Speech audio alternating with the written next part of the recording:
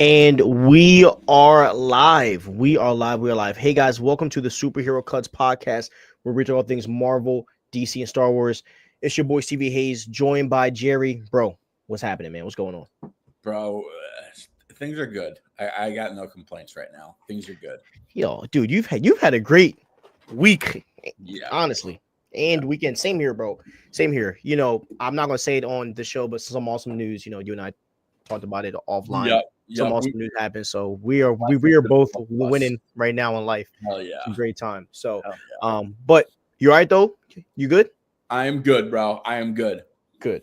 I spent my weekend of watching Gladiator. I saw Gladiator twice. Saw Wicked too. So I've been at the movies all weekend, man. All weekend. Dude, I'm such a snob, and like I didn't see Gladiator because dude, Dolby has ruined me. I don't want to see a movie unless it's in Dolby. Dolby is like a half hour from my house, and the Gladiator they had a 3:00 slot and a 10:45 slot. I'm not seeing a movie at 10:45. Yeah, I stay up late, but I stay up late watching movies in my bed. Like I like doing that, you know. And I was pissed that like I couldn't make the 3:00 time anyway, but I could have done the 7:00 on Friday, and it went to Wicked. I get why, obviously, now that Wicked did like 120 million or whatever, but it's pretty sad that Wicked gets the Dolby Cinema and Gladiator doesn't. What is so wild is in Delaware, our basically Dolby Cinema had more Gladiator streamings than really. That's interesting. Yeah. But it was because every other theater was like Wicked except like two others. But the wild thing is that I looked at all the times for both Gladiator and the other one, and they were all darn near sold out everywhere. Like these Gladiator was sold out too. Both, bro. Oh wow. Gladiator worldwide did 200 million, bro, or 220 this weekend. That's crazy. Yeah. Which means Wicked had to do double. Obviously, like they had to do at least 400-500 mil in a weekend because I can't tell you how many people went. And by the way, the movie was phenomenal. By the way, if Wicked wasn't a musical and it was just the story, like I would watch it. Yeah. Because I remember seeing the Broadway show when it like first came out, and I was a kid, and I remember being like, you know, obviously everyone's seen The Wizard of Oz, and it's like a classic. Everyone sees it as a kid, but Wicked, I was like, it's a very creative story. I hate musicals, but you can't crap on the story of Wicked and the creativity, that went into that story. So I understand, like, if I was into musicals, I would probably be freaking out over Wicked. Oh yeah. 100%. I would, and honestly, I would argue that villain-led movies had to be inspired by this because Wicked is the perspective. No, but like Wicked is the villain's origin and perspective, and it works so well. And like another movie that got inspired was this movie by it's called Maleficent, basically where it's telling like the opposite of Snow White's story, but from the like witch's perspective, Yeah. With Angelina, what's her name? Angelina Jolie. Oh, and the movie blew a great movie, by the way. And now they're doing Mufasa. Yeah, they are doing Mufasa. That comes out next month, right? Oh, but Mufasa's not the villain. That's Scar. No, yeah. But still, though, but still, like they're doing an origin movie about. That's actually, I forgot that movie comes out next month. I would see. I loved The Lion King as a kid, and I would totally see Mufasa if it wasn't a musical. And I'm sure. Is it a musical? No, it's not a musical. Yeah, it says adventure / musical. Interesting. But yeah, I'm definitely going to see that. But yeah, bro, Mads is in it. Mads is playing someone named Kyros, and Aaron Pierre is Mufasa. What? Beyonce is Nala. Donald Glover is Simba. Wow, that's a star-studded cast, bro. Bro, Blue Ivy Carter is a character named Kiara. That's crazy. Yeah. Dang, they're pulling out all the stops. That's awesome. No, yeah. Oh, they have Billy Eichner. He's annoying. Seth Rogen, he's annoying too, but Seth Rogen's at least talented. Yeah, Billy Eichner. That's cool though, bro. That's cool. Yeah, yeah. It's a stack cast. Yeah, guys, I'm letting you know we are for a treat because we like going to 2025. It's about to be a wild ride, man. Yeah. Movie wise and TV show wise, we're excited. All right, we're gonna get right into this thing right here. So, it looks like Kraven is going to be one of the last films that is wrapping up, this kind of Sony villain perspective movie thing. So it says this. It says Spider-Man will reportedly not be mentioned in the Kraven the Hunter film. Now, I think this is very interesting because if they were hinting to Spider-Man, being a part of, this Kraven story or Kraven coming to the MCU, we would have seen, some news to where Spider-Man would be involved in the film, right? So, Jerry, and you and I had both said, like, we both think Kraven is going to be an all right film. Like, we don't think it's going to be just flat out bad. And the trailer, by the way, Russell Crowe looks insane in that trailer. By the way, I also think the fact that the director said, like, get the bad taste of Sony out of your mouth and give this movie a chance. Like, I don't think he would have said that if he didn't believe fans would like this movie. 100%, bro. So how do you feel about it seeming like after Kraven, this era of Sony is going to be over? I'm happy because, and listen, I am probably the only person on the internet that capes for Sony. 100%. I love Sony, and I think that Sony deserves a lot more respect than people give them. I think that the only real failure on Sony's end has been the Sony villain spin-off universe, whatever you want to call it, SSMU, whatever.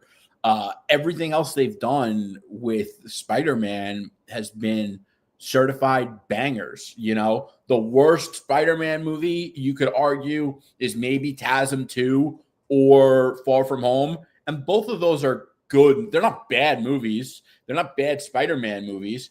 And I think that Sony is going to gain respect from fans again coming out of the SSMU, especially with our fandom, because our fandom has very short memory spans. 100%. Yep. As much as I think Kraven is going to be a great film, and as much as I would love for him to come into the MCU and see Tom Holland, it's just a reality that, it has to end. This villain-led movie stuff with no Peter Parker, no Miles Morales, no nothing is just ridiculous. And it should have never been greenlit from the freaking start. So I think this is awesome that it's like ending. It is a shame though, bro, that they're wasting like all these great actors, and that we're not going to see them with Tom Holland, because Aaron Taylor Johnson, Kraven in the MCU would feed families. I don't care what no one says. That would be freaking awesome because he's a great actor. Same thing with Tom Hardy. But we're going to talk about Tom Hardy later on in the episode because Sony Japan says something about him, which we will talk about later on in the show. But I do think that like Sony has had a lot of great actors, that kind of just got thrown to the side. So, but are you excited for the Kraven film though still? Because I am. I love Kraven. I love Kraven. I think Kraven is, he's underused, number one. And I just think he's a great villain. He's very unique for a villain. Like he lives for the hunt the way Michael Jordan lived for the game, and he's not necessarily a villain because he has malicious intent. He's really just a villain because he loves hunting. That's it. I don't know. I just think that's very unique, especially in the comic book movie or comic book space in general. The intro to the trailer where he breaks out of jail is just insane, where he just kills like his cellmates and just rips open the gate and escapes and runs in the snow. It's like, bro, like they're going for it. So, I mean, I'm excited, man. I think it's going to be a great film, and I'm going to view it as an origin, and that's kind of the way I'm going to watch it. What's also interesting about Kraven I feel like The Last Hunt, the comic, came out at a time where a lot of Spider-Man comics got a lot of fame that they didn't necessarily deserve. A lot of comics from that era just lived off of the art and the vibes and not really the story. And I think that helped, immortalize Kraven as one of Spider-Man's rogues. Great point. Okay. Now, we did have a chat in TikTok. The guy said Sony, Seabell, he said Sony needs to hang it up. Sony needs to hang up their jerseys and sell Spider-Man rights back to Marvel Studios. Sick of this. That will never happen in a million trillion years. They make so much money off of Spider-Man. Honestly, the Spider-Man brand might be the thing that's keeping them afloat because they've had so many Spider-Man films or Spider-Man villain movies fail. By the way, also, if Sony didn't have Spider-Man, we wouldn't have the Spider-Verse movies. We wouldn't have the Spider-Man games. Like, there's a lot that we get out of Sony. So yeah, keep that in mind. Yeah. I would rephrase that, guys, to sell the Peter Parker movie rights to Marvel Studios, or let them have, or make a contract where they can borrow him forever, where Sony's always getting paid or something like that. Like, I would rephrase the way people would say that, because as much as I did despise Sony for the villain-led, they've done some good stuff for Spider-Man, and I can't, you can't really deny that, so, and the reality is like, for the MCU and what they're doing with Peter Parker, it's working. And hopefully, Sony is, and hopefully with this SUMC ending, we're able to see more villains in Spider-Man 4. But we have rumors about that. We'll talk about that in a little bit, guys. Don't worry. Okay, next topic. Okay, so Ahsoka season 2. So it says this: Ahsoka season 2 is reportedly being developed as the final season in case it does not get renewed. So this is very interesting to me, Jerry, because of the fact that you and I both are hyped for the Mando and Grogu film, right? And I thought that they were trying to launch something with that because that's their cash cow. That's where they're making their most bread from.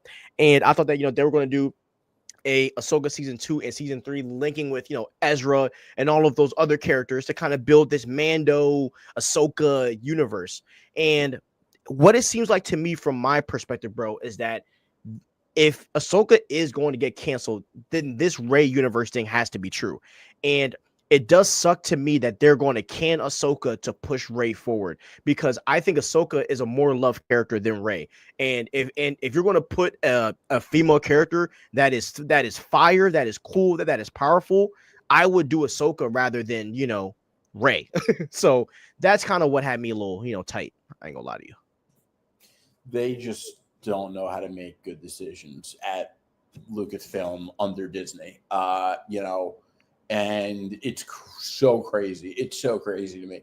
Like, Rey was rejected. Fans, that was where all of Star Wars' problems started. There is something to be said for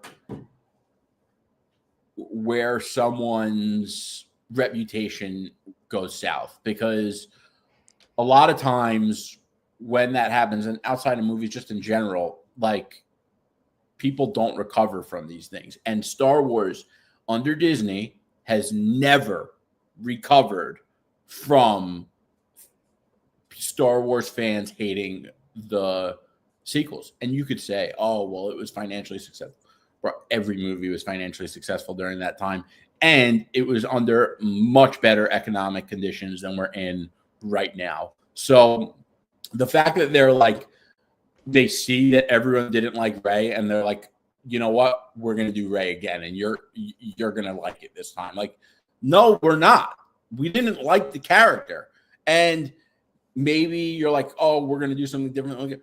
You should have done it the first time, because we got 3 movies. It's not like we got one episode of TV. We got an entire trilogy based on this character. Okay. So it's by definition enough. Yeah. So you agree with me that it's dumb that they're going to try to cancel Ahsoka because she's already loved by like the purest fans. Yeah, and that show was awesome. That was one of the best things Disney Star Wars has done. 100%. And what I also thought was crazy, bro, was that they already built this cool story with Balin, which RIP, man, what a great actor. But they were already building a super cool thing with Balin and Shin. We got to see freaking Force Ghost Anakin, which those whole 3 episodes, the whole world stopped to watch those episodes. And then, bro, on top of that, right?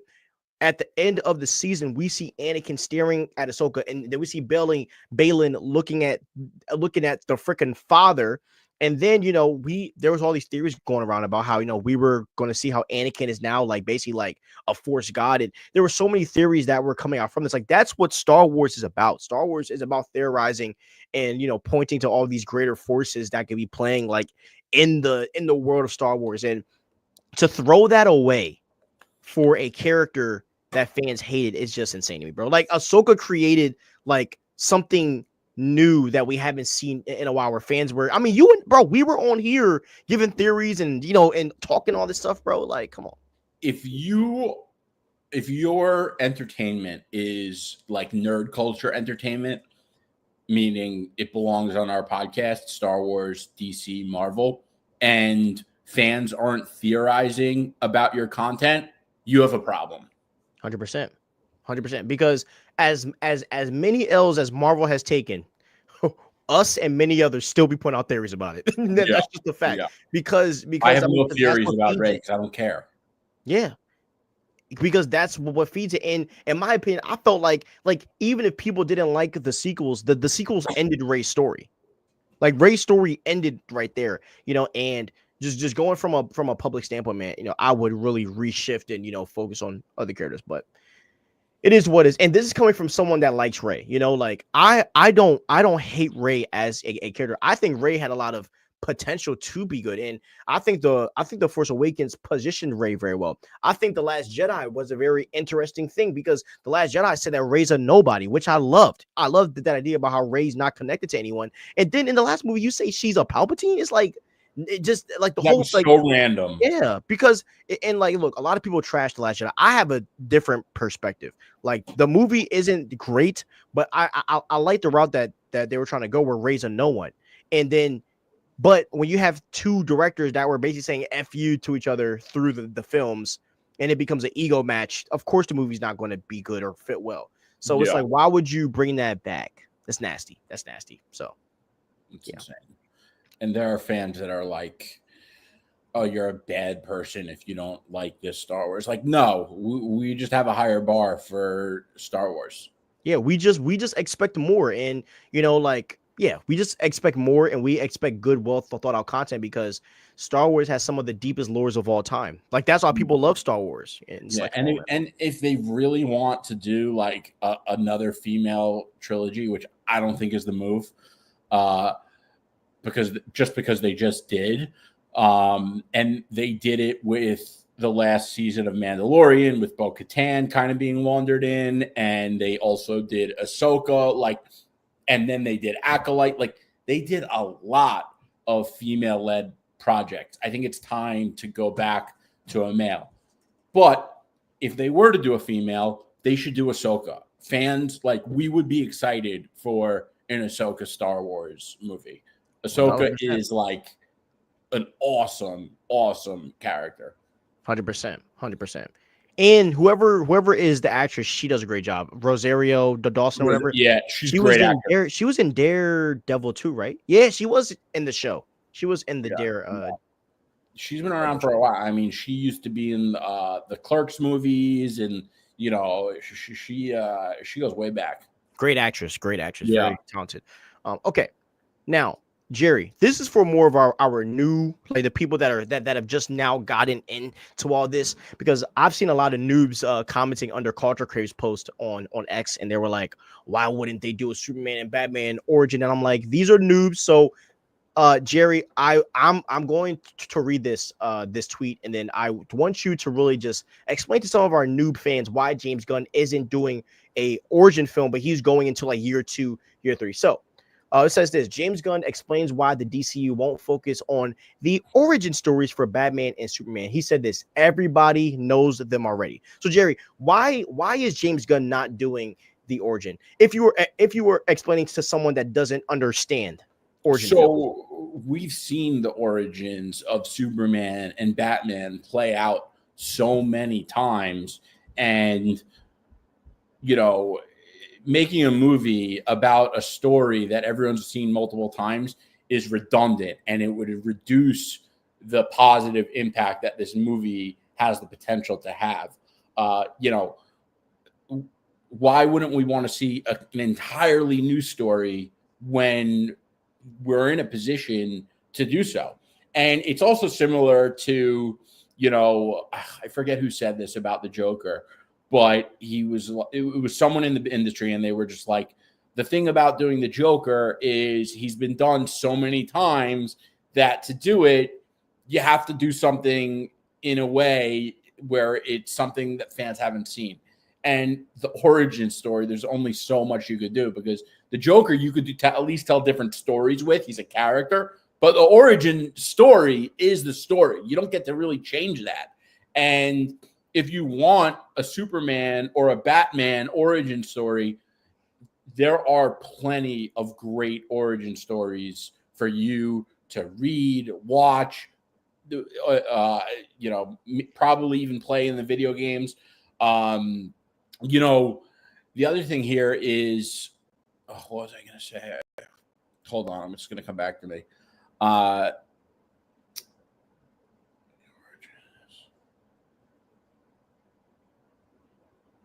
Shit, I forgot. But yeah, Don't worry, bro. Yeah, no, but it was something about how, like, we've seen these origin stories, and we get to see an entirely new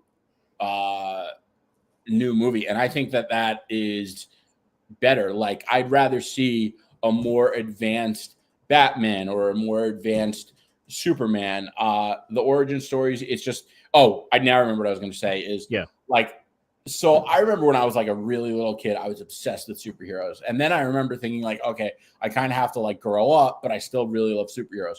And then I was, maybe 10 or 11 years old, and the Spider-Man came out, Sam Raimi's Spider-Man. And I watched the show when I was a little kid, but like, I didn't really pay attention to everything. I just liked Spider-Man. I liked the fighting and the powers. Like, that was cool enough for me, but I never knew why or how Spider-Man became Spider-Man, but I also never really thought about it because I was too young to. And when Spider-Man came out, and I was like, a radioactive spider bit him, and that's how he got the powers. Like, it clicked for me. I was like, this is much cooler now, and I could have a deeper appreciation for it as a teenager than I did as a child. And, that was like the beginning of origin story superhero movies. And because of Spider-Man, Sam Raimi, there were a ton of origin superhero movies that had came out throughout the 2000s. That was like the trend. That was how superhero movies became successful. There was Spider-Man, there was Batman Begins, there was Iron Man, there was the X-Men. You can go on and on. The origin stories also aren't trending right now. And I think that they're not trending is because the big superheroes, their origins have already been told. And if they haven't, I'm sure they're going to touch on it on a show like The Lanterns, where not everyone is so familiar with the origin of the Lanterns. I don't think they're going to, spend so much time on it because they don't have to. But for Batman and Superman, like, everyone knows their origin story. And if you're new to this, and you don't, there are plenty of, entries where you could experience their origin story. And I recommend you do so if that's what, if that's something you want, because there are plenty of awesome origin stories, especially for Batman and Superman. And, I just think like it's a much better move to tell the story where we get a Batman and a Superman who are a little more polished and sharper in their skills, where we get a more advanced version of them in the story to tell a better story where they're like really in it and not just new to it. The other thing here is, you know, their origins, like they are cool stories, but they've been told multiple times. And, you know, for, like I said, for characters like the Lanterns and the ones we don't really know, I'm sure they'll touch on.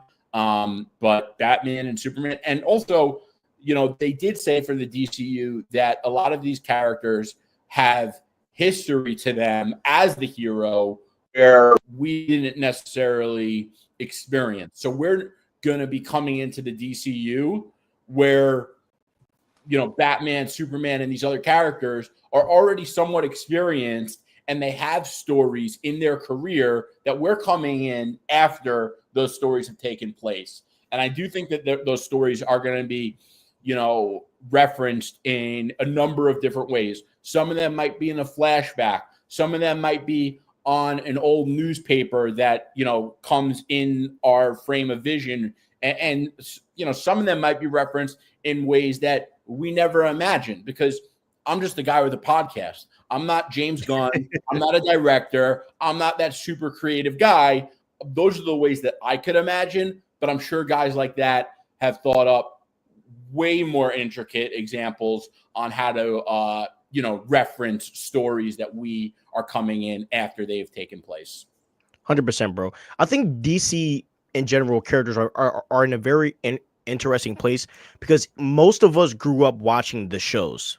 Like most of us grew up watching Superman, Justice League, Batman. Like everybody knows, like even people that aren't into superheroes, they know the Batman origin story, you know? The same way everybody knows the Spider-Man like origin, even if they're not a Marvel fan. Right. Everybody went to see everybody. Like there's not one person I know that is our age that didn't see Tobey Maguire's freaking Spider-Man. Everybody has, you know? And when it comes to characters like Superman and Batman, like there's no reason to, you know, tell an origin story by any means necessary. And, you know, and we even got modern ones. You know, we got Dark Knight, which Batman Begins is the best origin story of all time. And then we got freaking Man of Steel. And, you know, and but then we go to Marvel, right? Even with Black Panther, we technically didn't see the origin of how he got it. I mean, it was a continuation of after Civil War, you know, and I think that Marvel has done a great job with, you know, skipping the origin film and kind of introducing us to like the midway point to when the character is in their prime. And to be honest, I think introducing characters in their prime is the best way to introduce characters, because as you said, bro, a lot of people don't care about the origin. Like a lot of people don't, like, because just being real, like who's a character whose origin we Spider-Man Homecoming is a great example. 100%. We go right into what, year 2 Spider-Man, year 3. Yeah, he still had that like homemade suit, you know, and was trying to figure it out. But we didn't see him get bit by a spider. We saw him.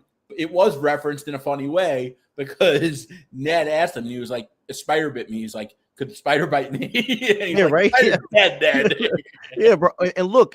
Something else that Marvel also did that was very interesting, which I think James Gunn is probably also going to do, because he's done it in his films, as we saw in Guardians, is that they put people's origin stories in other people's films. So like like Iron Man 2, Rhodey, they didn't do a separate War Machine movie. No, they just put his origin in Iron Man, you know. Yeah, and we can see something where, you know, I think that in Superman we might get a bit of Supergirl's origin story in there, because they don't want to do a whole film about her origin. So you know, it's very smart.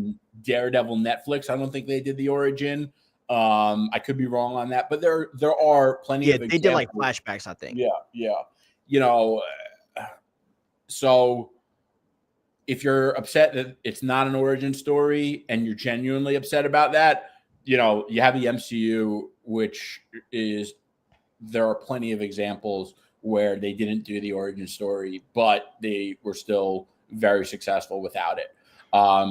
You know, and if you want a Batman origin story, like Stevie said, Batman Begins is the greatest origin story movie. It is incredible. And the thing that I love so much about the Dark Knight trilogy is that but if you want to understand Batman, you can watch that trilogy and have a full understanding of who Batman is and his mythology and his code on life. Like that. And I don't know if there is a better example in cinema for any character, for you to be able to watch their movie or trilogy and have that deep of an understanding of who the character is. Yeah, the only other one is probably Captain America.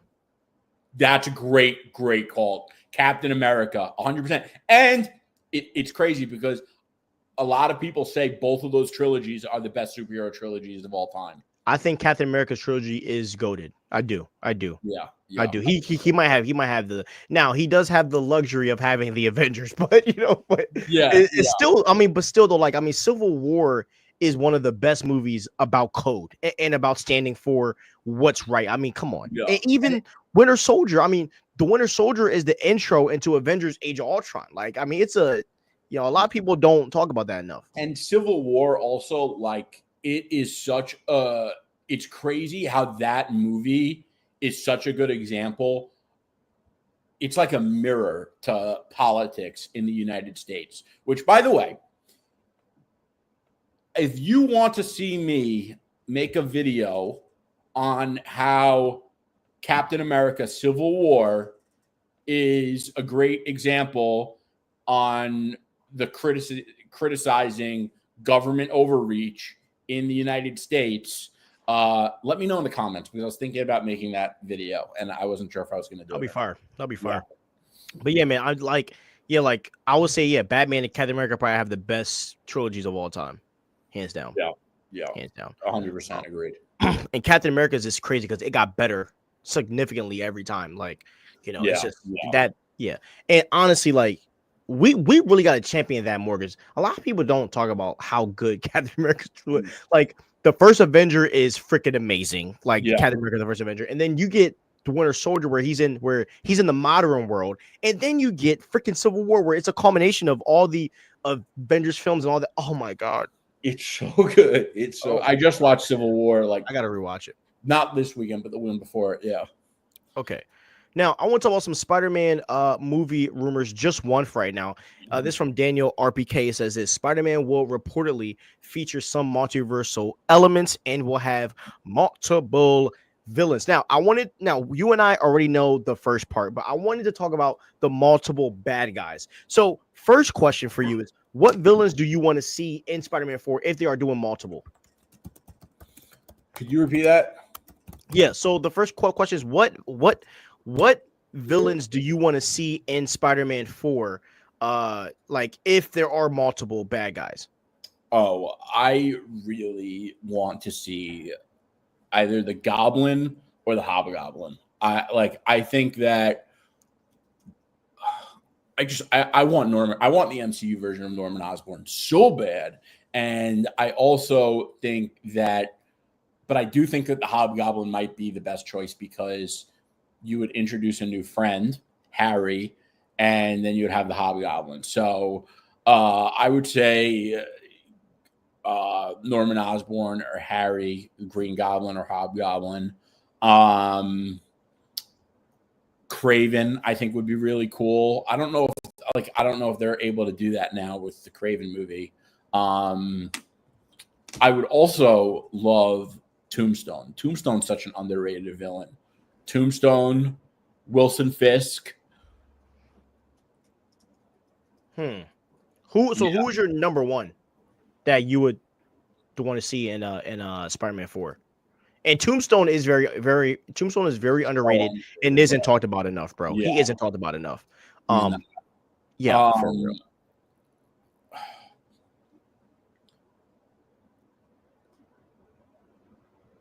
Wait, hold on. Why do you want Hobby? I like the Hobgoblin. I always did. Really? I also think it would be good for Harry, because Harry wasn't supposed to turn bad. He, that's what's so great about it. And it's like things go wrong for him, and he does. And it's kind of like the Batman villain, One Bad Day. Like, just, and not necessarily being only takes one bad day, but a couple things go wrong and you see yourself become the villain. Like, the One Bad Day, for those of you that don't know, is an anthology series that DC Comics did, inspired by The Killing Joke. So The Killing Joke was the Joker's version, and it's kind of been out. It came out like a long time ago. Yeah. And then a couple years back, DC was like, we should do a comic on each villain that kind of like defines who that villain is. And also goes to show that, like, people are really not that far off from becoming their own villains. And it was incredible. Most of them were really good. Some of them sucked, but most were really good. The best one was the Riddler by far. So if you're interested, but they could have done something like that for the Hobgoblin if Marvel were to do it. Yeah. I my favorite Spider-Man villains are,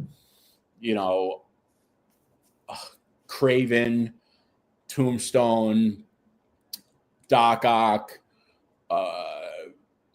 the Goblin, Hobgoblin's great too. The Chameleon could be good. The Spider-Man has so many good ones.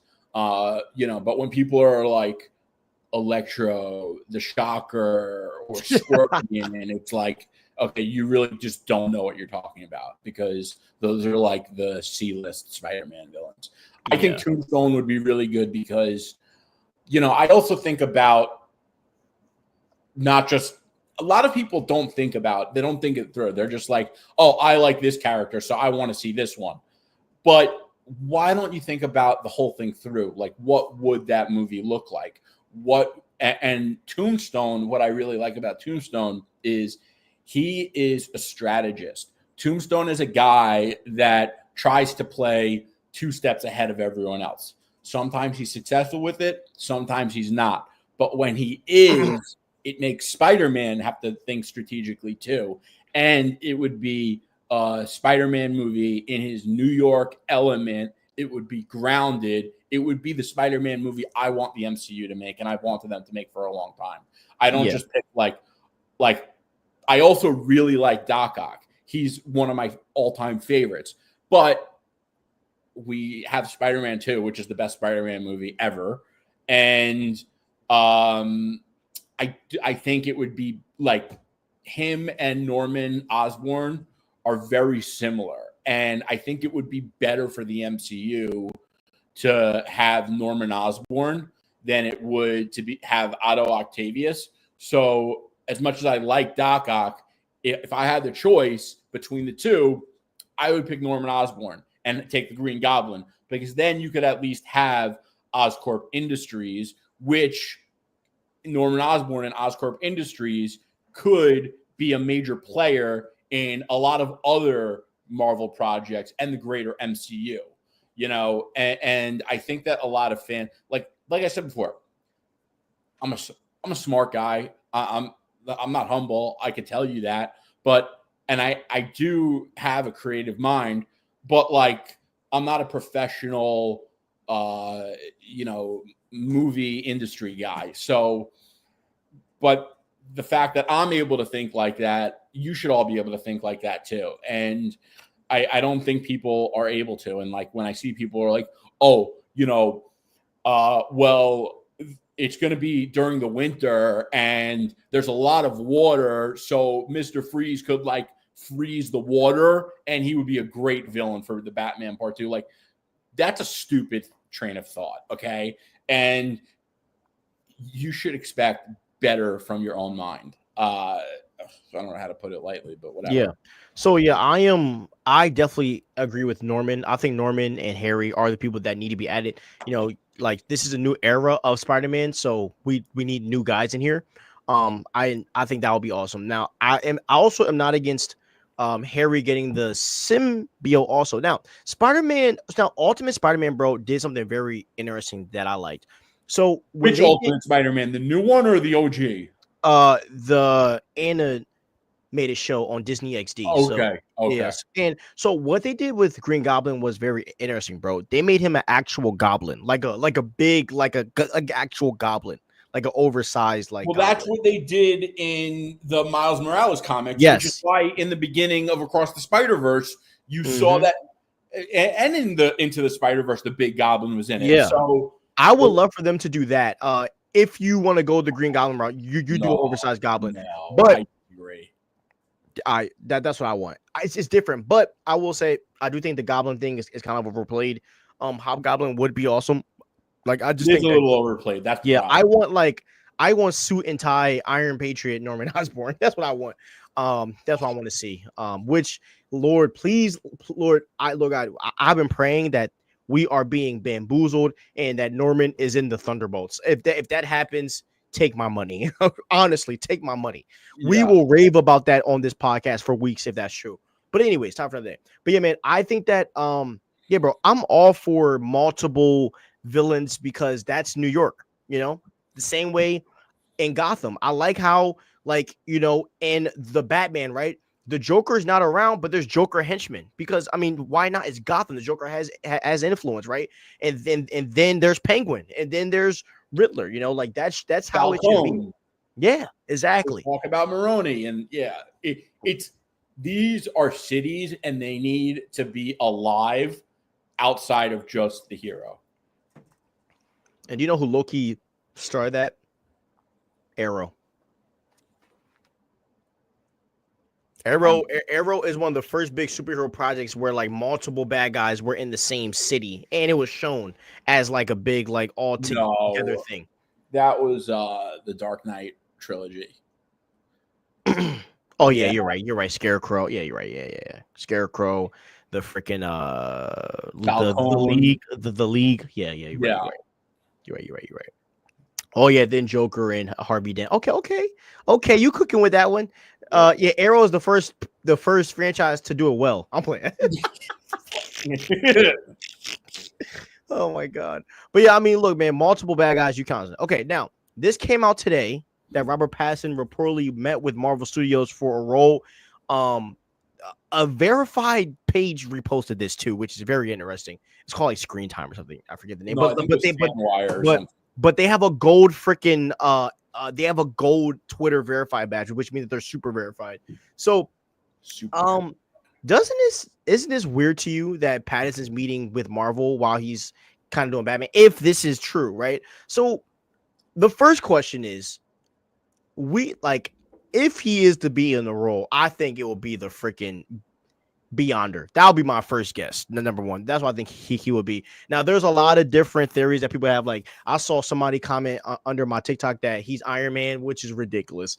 I had some people tell me that Robert Pattinson is going to be Cyclops. Like, bro, come on, dog. Like, you guys got to chill with these fan casts, bro. It aggravates me that we live amongst such stupidity. And we love Pattinson, but that's a terrible. Robert Pattinson as Cyclops is terrible. Yeah. Like so bad. Yeah, if you think Robert Pattinson should be Cyclops, you should never tell someone that ever again to save yourself from the embarrassment. 100%, bro. That's terrible. But anyways, so how do you feel about Pattinson meeting with Marvel Studios? Like, if this is true and he's not going to be continuing at DC, how you feel about it? I think this probably goes on a lot more than we find out about. I think it's pretty normal to be at that level and meet with competitors, you know, keep a dialogue, keep a relationship. You know, there are companies that always want to recruit, stars from competitors in multiple industries or all industries probably. I just think it is unusual that we're hearing about it. And because he is Batman and everyone's focused on the Batman epic crime saga, you know, it's very interesting. So this one obviously went viral very quickly. You know, I don't know who I would like him to see play in Marvel. I don't know if I would want him to be the Beyonder. I would prefer him to be someone that we know we're going to see around for a while. And you know, with characters like that, you're better off picking a hero than a villain, because most villains in Marvel don't last very long. Make him Kang. That would be crazy. He looks nothing like him, but that doesn't mean anything, especially with Kang. That'd be funny. Yeah, I don't think Kang's coming back anyway. But nah. Yeah, I think at most we'll get like a name drop, and that's it. Yeah. But yeah, I could totally see him going to Marvel after this. Actually, I don't know if he would. I feel like it's tough because I think that Pattinson would want to like do more movies like he's doing with Christopher Nolan, but he is young in his career and he probably wants to make serious bank, and he knows that he already has though, bro. He got Twilight. He's made the bread. You know what I mean? He's made the bread. And he's also been in good films. Like, I mean, he did Tenet, and then he's done other budgety films. Yeah. You know what I mean? Like, he's made the bucks. Maybe he's just trying to have fun, bro. Yeah. You know what I mean? I mean, like, who knows? But hey, if you want to be in the MCU, bro, by all means, come over, man. Yeah. I'm not mad at it. I'm not mad at it. He's a great actor, and we'd be lucky to have him in the MCU. Yep. Yeah. But finish your Batman first, bro. Bro. Finish your Batman first. You know who I think he would actually make a great Professor X. Oh, now you're cooking. Now you're cooking right now. Yo, you should write that down and make a freaking video about it. You know what? I'm gonna do it. I'm putting it in my. That's actually not a bad casting at all. Yeah. It's not a bad casting. Okay, now next thing. So, Marvel Studios is reportedly casting for a secret role for Avengers Doomsday.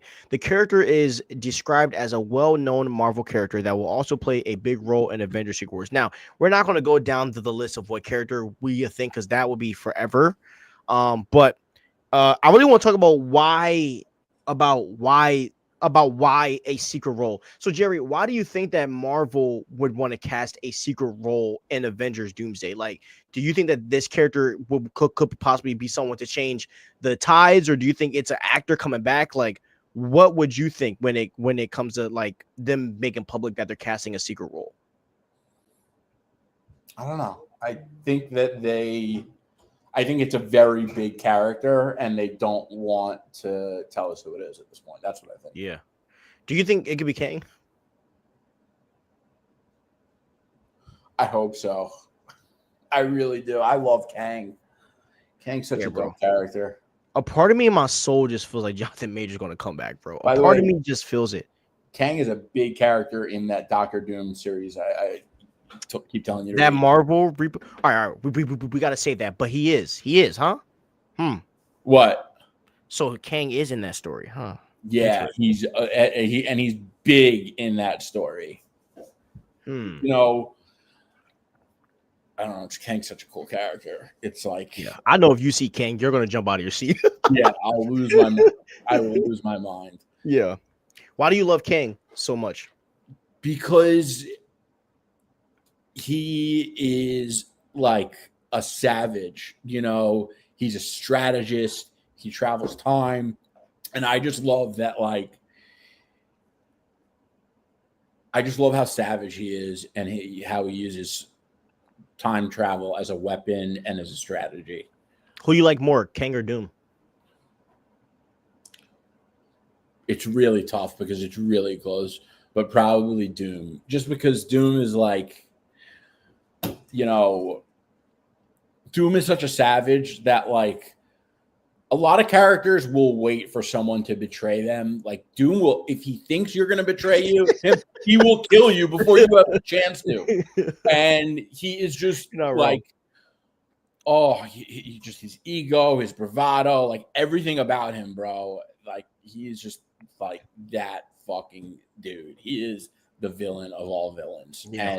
And people just like don't get it. It's funny. Like that tweet I sent you like a week ago, I was like, you know, a lot of people are like theorizing and they don't read the comics, or like they only read like a few comics, so they don't really know the characters, and their theories are so miscalculated because they don't have the characters right. Yeah. Who do you like more, Magneto or Doom? That's really tough, but probably Magneto, just because I really like how Magneto makes you think about everything. Like, you know, everyone is always saying like Magneto was right. Like Magneto is pretty much always right. I'm not saying he's right in his actions, but he's right in like assessing what's going on, what the problem is, who wronged who. Like he's right about all that, but he's not right in what he goes about it. Like I remember when Black Panther came out and a lot of people were like, oh, Killmonger was right. Like that kind of took me back a bit because I was like, well, Killmonger said he wanted to kill like almost everyone in America. Yeah. So, you know, like it's the whole world. He wanted to go to every country. He was wild, right? Bro. And it's one thing to like sympathize with Killmonger and his experience and agree with his point of view and his assessment, and it's a whole other thing to agree with his villainous desires.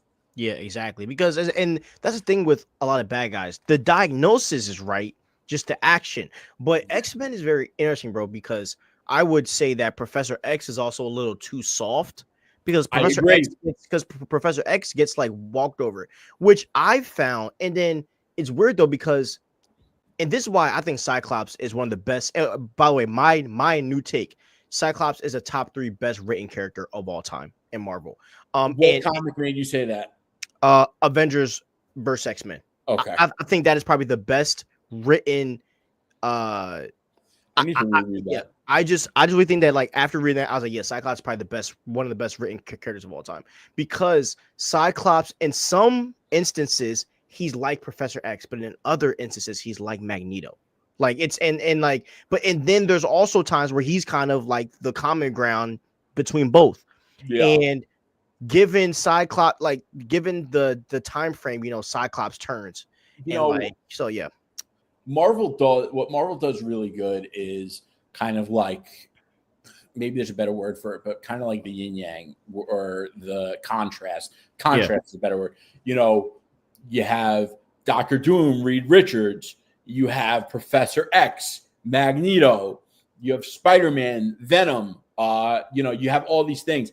I think that like Professor X, Magneto is probably the best one.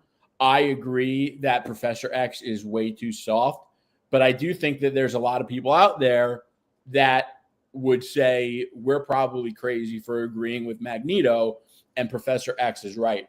The problem I have with that assessment, or the agreeing or Professor X was right assessment, is that I think that Magneto is more of a realist and Professor X is more of an idealist. Yeah, 100%.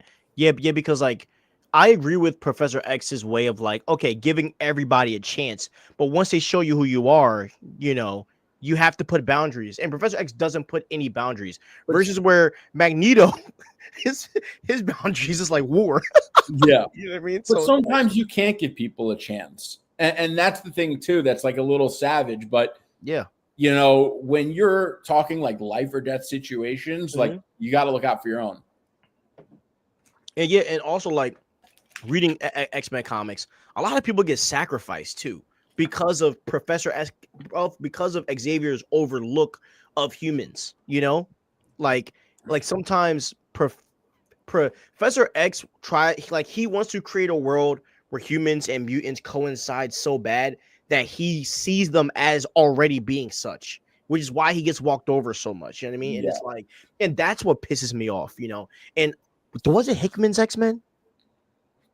Bro, the Hickman's X-Men, there's nothing that man right. Yeah. No. I think it was Hickman's X-Men I read where I literally was getting pissed off at Professor X. I'm like, yo, they're playing you and you're not even paying it. What comic was it? Oh my god! But I was really reading it, and I think it was probably the House of X Powers. Yes. But dude, I'm legitimately getting pissed off while I'm reading. I'm like, bro, like if I can see this and you can't, dude, you're just delusional, bro. You know? Yeah. And oh, that's the word. Professor X can sometimes be delusional. Yeah. About what humanity actually feels about him, you know, and the mutants. Yeah, it's crazy. And you know, a lot of it is like it's almost like political within comics, you know, where your political outlook is similar to your alignment with these characters. Yeah. So for a person that doesn't watch our show or they're new to comics, what would you say is the difference between Doom and Reed for someone that doesn't know? I think that both of them are very egotistical. And I think that Reed generally cares about the greater good, where Doom cares about himself. And sometimes when he does help the greater good, there's almost always something that's in it for himself that not everyone always sees. And they kind of see him as like, oh, wow, Dr. Doom is like, maybe he's not such a bad guy. And it's like, you know, he's got you all fooled because he's actually acting in his own interest. And, you know, he has you played that it's an altruistic thing. Yeah, dude, nah. I saw this freaking TikTok by it was somebody. It wasn't him. But they're like egotistical rivals, and you know, they both try to get in each other's heads, and sometimes when they're not trying to get in each other's heads, they do. And it, by the way, in that comic, it really comes up, and like you're gonna have a new outlook on their relationship when you read that comic. Yeah, well, dude, so Comics Explain is so hilarious. Like whenever he's covering like Doom or Mag, Nito, like ever, whenever they do something good, he's like, guys, just give it a few issues. It'll all turn. He's like, it'll all turn to hell eventually. He's like, that's just the way it works. Because like all the comics, like, oh my god, Doom is turned, and he always says in the video, guys, give it an issue or two. It's going to turn to hell.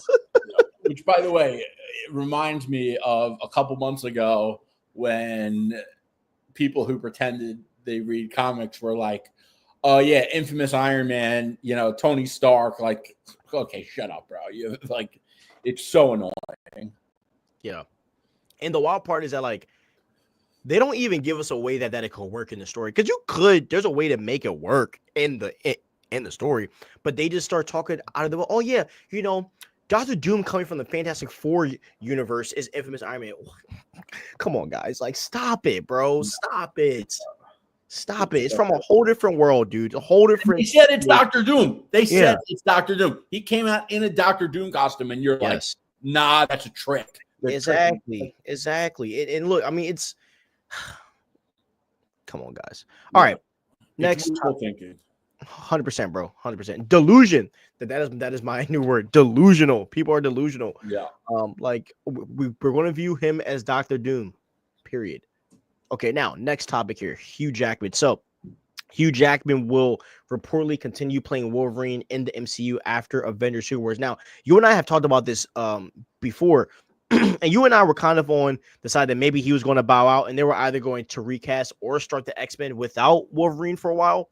But I am happy that it does seem like Kevin Feige wants Hugh Jackman to kind of lead the new era of the X-Men into the MCU. I do think this is good, bro, because number one, it's going to make people want to go to theaters for the X-Men film. And also like they already have someone that they're comfortable with, as in Hugh Jackman. Do you like this idea of Hugh kind of being there for the beginning stages of the MCU, like X-Men? Yes and no. I love Hugh Jackman as Wolverine, but I do think it's time for someone new. And I also think it might look a little weird to have Wolverine be like 60 years old when you have a kid who's 25, 30 playing Cyclops or whoever. So, I don't know. But I do think that they are like so into the fan service thing right now that I could see this being likely. Do you know the con that I have about this is that in the old school X-Men films, they were all centered around Wolverine, and for this to work, it has to be centered around Cyclops. Like, I agree with that. And with paying Hugh Jackman the big bucks, my fear is that they're going to make this another Wolverine story, and like, I don't want to see another Wolverine story. I want to dig deep into Cyclops when it comes to the X-Men, and I want to see Cyclops lead the team, and like I, you know what I mean? I want to see the whole team, not just revolve around one guy. You know what I mean? That's what I hope.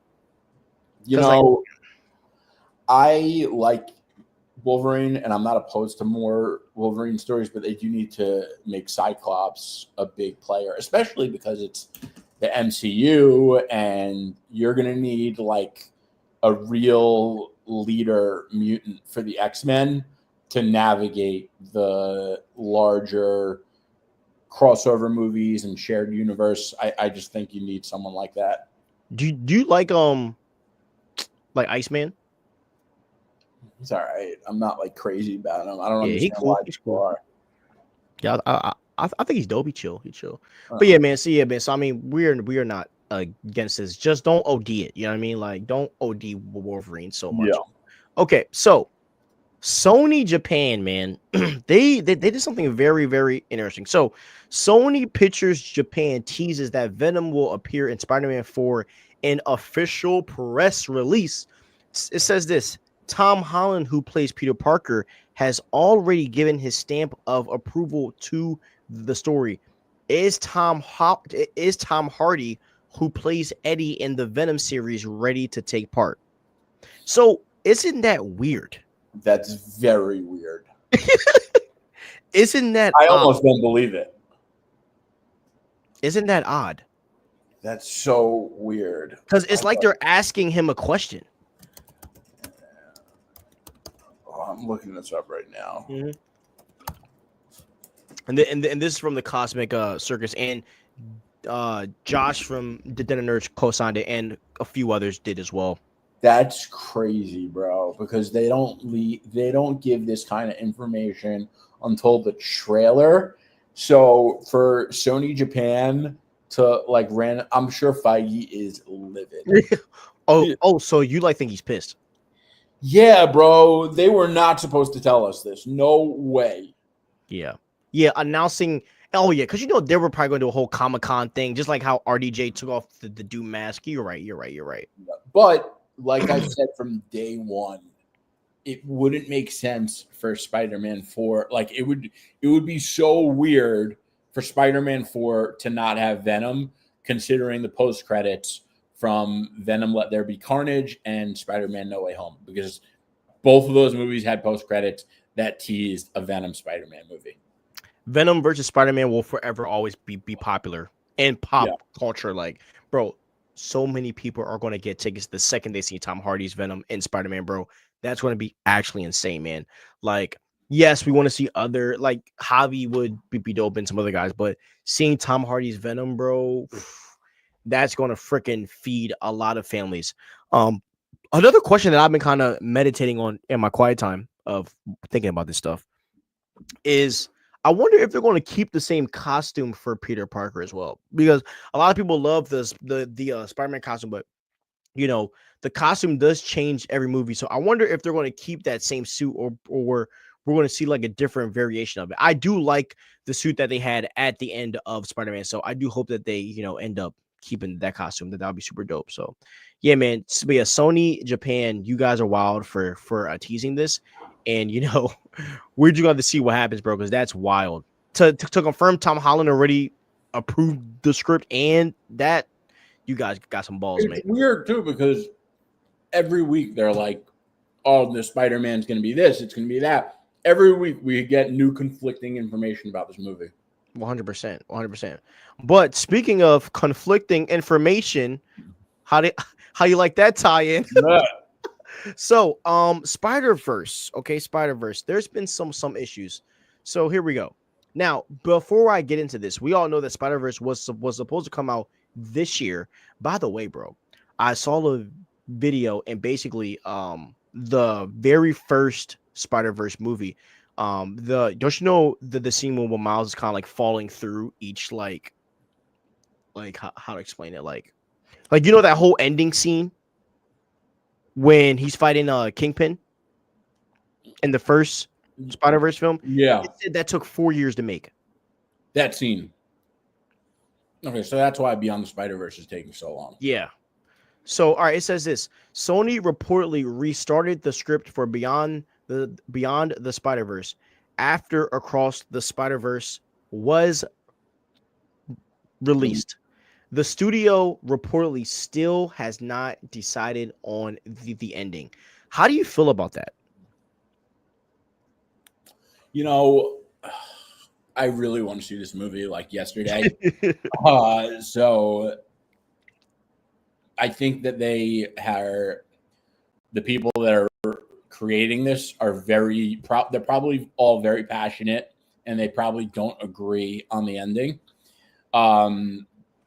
It's funny because I saw someone in the comments being like, I don't care how long it takes, as long as they're not being crunched or overworked. It's like,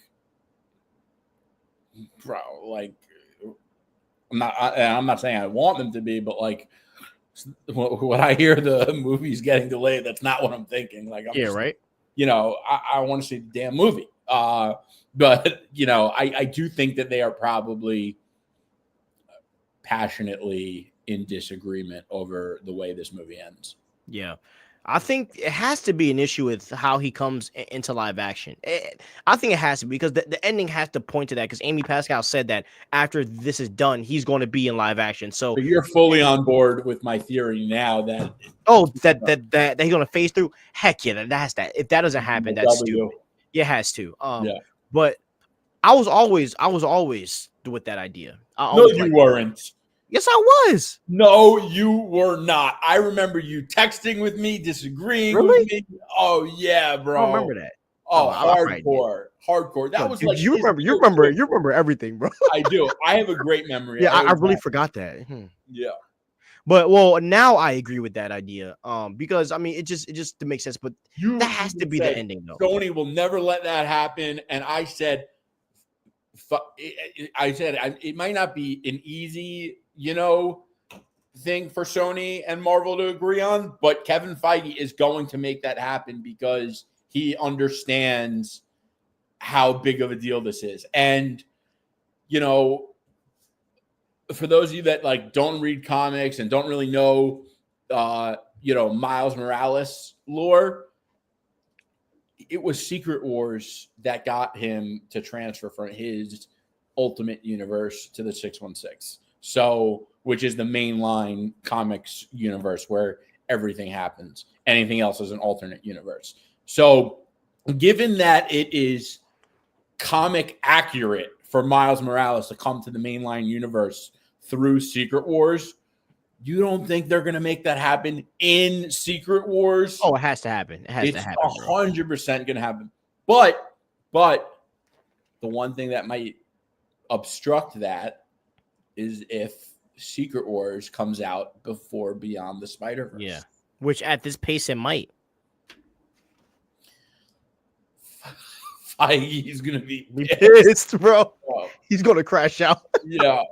Yeah, it's funny how like we're what he should do? You know what he should do? He should be like, we're gonna pay Jonathan Hickman to come over here and make it work.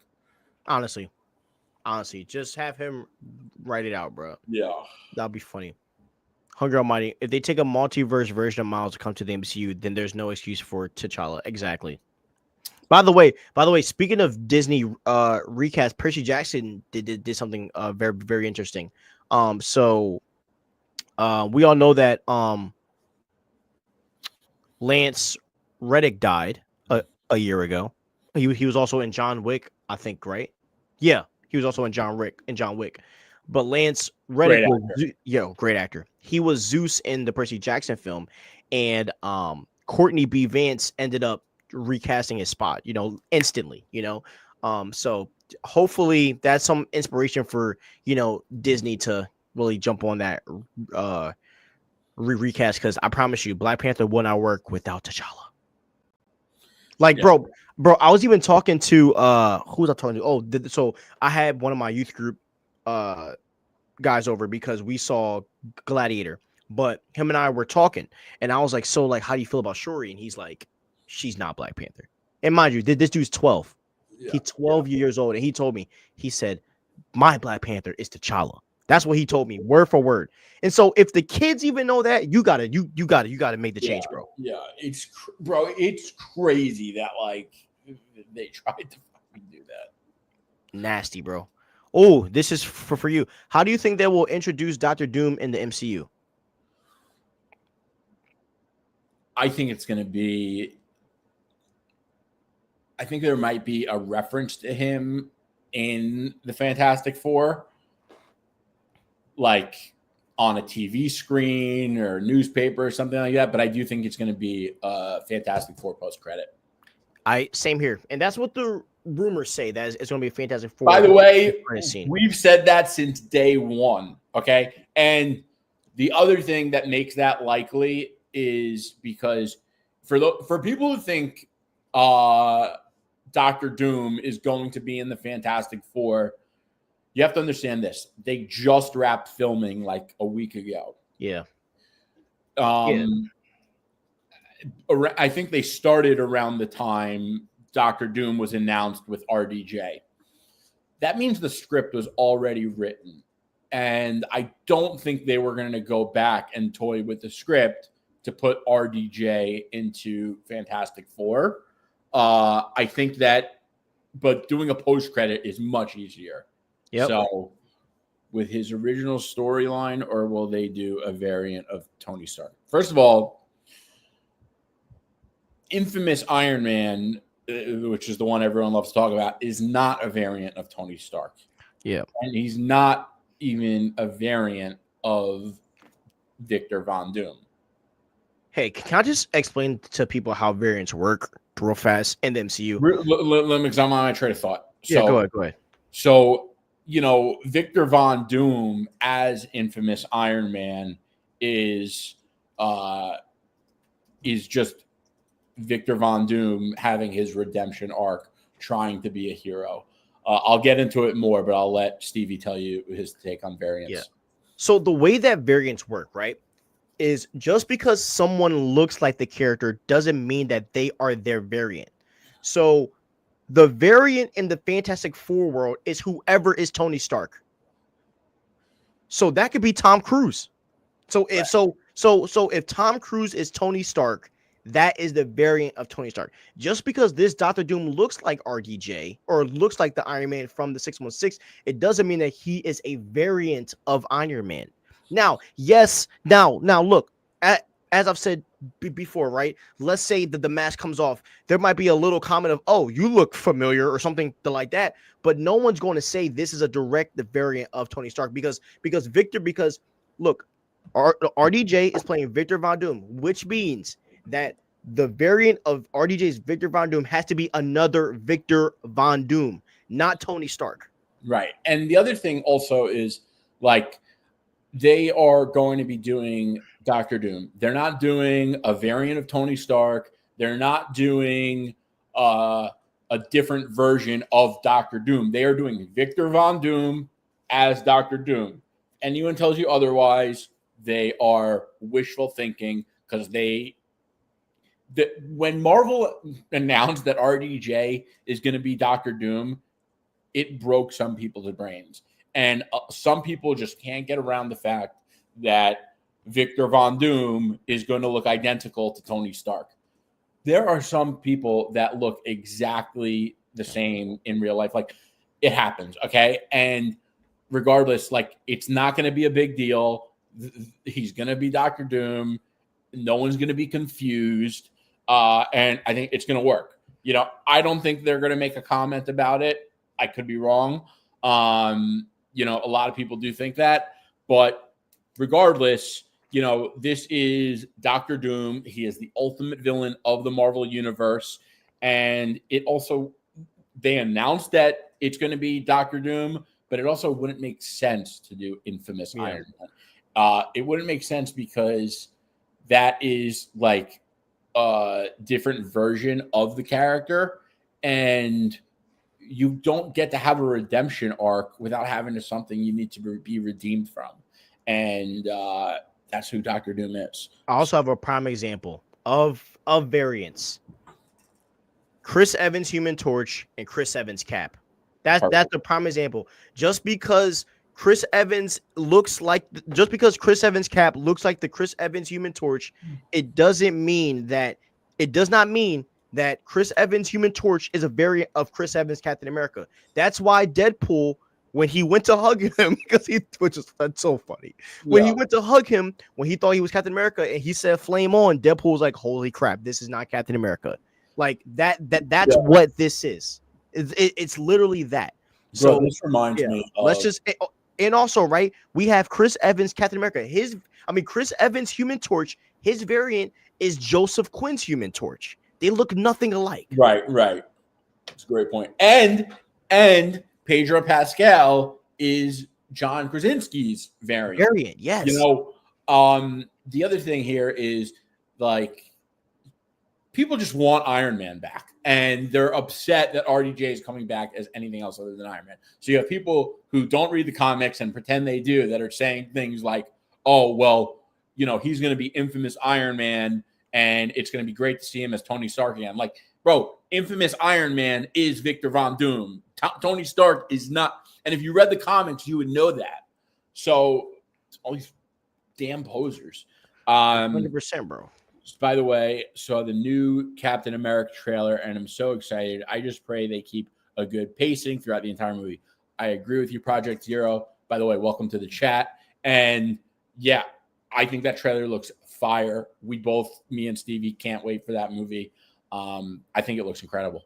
100%. That movie's gonna be woo. Yeah, I'm hyped about that one. By the time Secret Wars comes out, it'll be 2027. Not to sound mean, but our fans really gonna be like, it's disrespectful to Chad, even though dude passed almost 10 years ago. R.I.P. Chad. Bro, these fans are it's so selfish. Like it's the most ridiculous thing. Like there's no good argument for not recasting T'Challa. Also, most people that complain about it aren't even real Marvel fans. Yep. I'm just being real. I mean, just like the fans who say we want a female James Bond. Yeah, they're not James Bond fans. And just to keep it real, because I don't care. Like the black community be drawing. I literally had to do a comment. He said on my TikTok, he said, "As the black community, we say no." Kevin Feige said no. I said that is the dumbest quote I ever heard. The dumbest quote I ever heard. It doesn't matter what race you are. This is about a role in a freaking movie about a fantasy land called Wakanda, bro. Also, you don't get over yourself. Get over yourself. Black community, like Stevie's black, and he just said he disagrees. Yeah, bro, exactly, bro. It's like, but people love to make things like as important as like, bro, and just being real, like if Chadwick Boseman, he's an actor, bro. I'm pretty sure he would want to recast. His brother said that Chadwick would have wanted the movie to be recasted because he understood how important the character is. 100%. So, but look, but this is what I'll say. Marvel is rumored to be developing a Sabra project, and if that is true, they will definitely recast T'Challa if that's true. What makes you think that would make them recast T'Challa? Because fans have been so pissed off about Sabra being in Brave New World. So for them to develop a Sabra project is the biggest FU to those weird people. I just think it's the right thing to do. 100%. It is the right thing to do. But I'm saying, like, if they're not afraid to do that, then they're going to recast T'Challa. Because honestly, like at the end of the day, Marvel Studios, look, as Jerry says, don't listen to everything we say. Do what you feel. I would rather them not listen to best to any. If I had the choice for them to not listen to all fans and include myself, for them to stop listening to the fans, I would say stop listening to fans, us included, because most of the fans. Bro. And look, and as I said, Sabra is the prime example. Sabra, by the way, I think she's going to be very integral to this story and the actress, bro. Did you see the scene when she took down those 3 guards in the freaking trailer, bro? Oh my Yeah, it god. looks fire. Yeah. I mean, the prime The example. haters are going to be mad because people are going to love this character. 100%, bro. And so, look, y'all can hate Also, on. there's nothing wrong with saying "F you" to the haters who 100%. unfairly hate her because she's Israeli. It's ridiculous. 100%, bro. 100%. That's not fair and it's freaking racist. And the reality is, like, screw all you guys' politics. This is a fantasy world, bro. Yeah. Respectfully. Like, we but watch these movies to get away from this crap. It's just ridiculous. And like, if you're upset that like she's in this movie, screw you. And by the way, leave the poor girl alone too. Yeah, leave her alone. She be getting cooked, bro, and that's not fair. But anyways, yeah, bro. So yeah, like I hope that they go through this. You can tell people don't read comics when they say things like Shuri was Black Panther comics. I love Century. Iron Man was a C-lister before the MCU. This list goes on. Yeah, and the reality is, bro, is Shuri getting the powers is way better than what they did in the live action. I'm sorry. Like, you can tell people don't read comics when they say, I love 100% hungry. And 100%. I don't understand this comment. Promise? I don't know what you're talking about. But yeah, bro, I think that like keeping it a $1,500, like Shuri should have got denied the powers, but we're not going to go down that road because I'm going to get angry. Shuri's story, she was also story in that movie pisses me off. I'm pretty sure she was Black Panther for like 2 comics. Yeah. If it's only in like 1 or 2 comics and you're like, oh, it happened in the comics, like you're a clown. Yeah, exactly. And the story in the comics is way more captivating. She gets denied the freaking thing because Bass knew her intentions. Yeah. Killmonger tells Killmonger. You want to elaborate up the dose? Yeah, please. Bro, Killmonger tells the girl, "You are just like me." Like MCU is the new and improved days of our lives. Oh, I think he's talking about I don't know what he's talking about actually. MCU's new. Yeah, I'm so confused. Are you? I think he's talking about my comment when I said MCU is a fantasy world, maybe, and that they shouldn't put our worldly stuff in it. Maybe that's what he's talking to. Yeah, I don't get it. All right, what were we saying about Black Panther? Oh, I was just saying that like Killmonger told her, bro. He's like, "Yo, like you're just like me. Like you're doing this for revenge," and she still gets the power. I was like, bro, yeah. That movie's ridiculous. Okay, now Dr. Doom comic, right? So this Dr. Doom comic, it was posted by Marvel on Instagram. I know that you read it and you raved about it. So I don't know which I think is this One World Under Doom. Yes. So it's not out yet.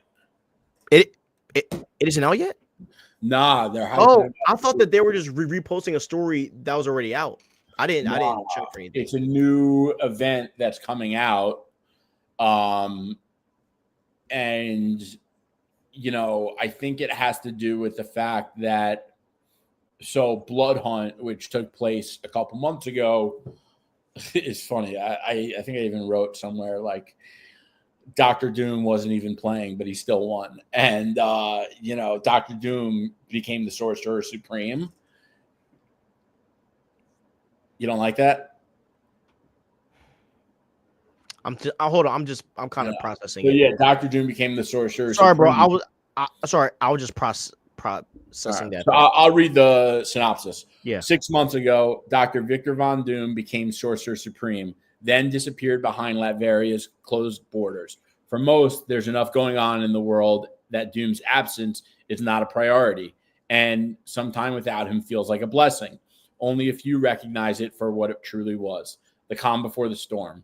It is a storm that has now arrived. The world has woken up to a new reality. Dr. Doom, Earth's Sorcerer Supreme, has magically taken over every broadcast medium on the planet and declared himself Emperor of the world, the ruler of a new united Latveria. And shockingly, impossibly, all of Earth's leaders seem to be going along with this. Luckily, whether it's mind control or Doombots, whatever's affecting them hasn't affected Earth's heroes. And so they quickly form a strike team to stop Doom's machinations. But will they succeed? And what happens when some begin to welcome their new emperor with open arms, clamoring for one world under Doom? That's fire. That is fire. Yeah, I've always had a hard time with him becoming the Sorcerer Supreme. Not gonna lie. It's Ryan North too. Oh, I think it's pretty cool because he is a sorcerer. Yeah, but he's not as talented as Strange though. If he wants to be, he will be. It's Dr. Doom, bro. Nah, I mean, but it's been pretty clear that Strange is 10 times more talented than Doom. But it is more Dr. so. Doom is like a god, bro, and sometimes is a god. Like, but it is more so because Doom relies on science more than magic. Both. Yeah, but he's a scientist first before. Nah, magic. He's pretty equal in both.